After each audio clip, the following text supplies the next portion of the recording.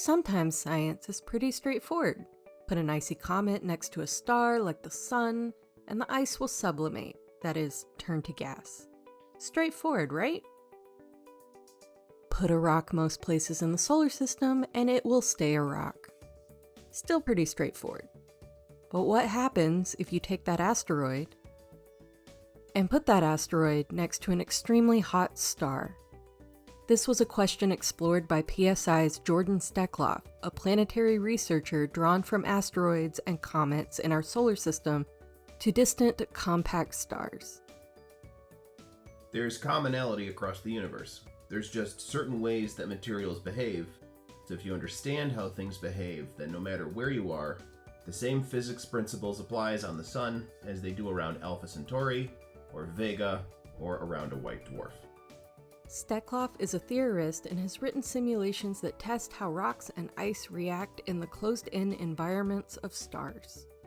So the whole thing started with the observation that there are either small planets or giant asteroids orbiting white dwarfs, and also that some white dwarfs have debris disks orbiting them that seem to have very specific statistics associated with them, such that they are only seen once the white dwarf has cooled to below a certain temperature. White dwarf stars are stellar cores that are left behind when stars like the Sun die. They start out extremely hot, too hot for anything to exist near them, and over time cool. Asteroids can be destroyed in two different ways. They can shatter when they get too close to a large mass.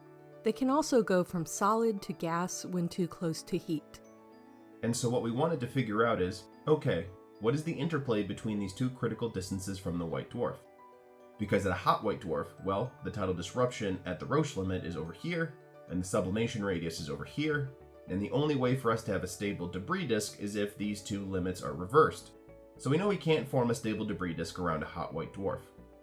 What we wanted to know then is at what point is the white dwarf cool enough for the sublimation radius to cross inside of the Roche limit, which would form a region where you can both be inside the tidal disruption radius and yet also outside the sublimation radius, which means that you can both form a debris disk and have it not vaporize.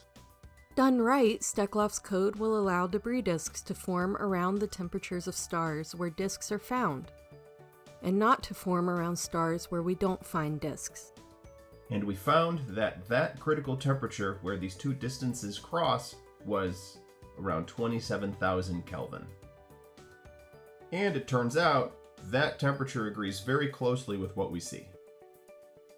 The idea that white dwarfs had to cool before debris disks could form isn't new, but this paper demonstrates exactly how composition, temperature, and gravity all work together to shape what can and can't exist near stars.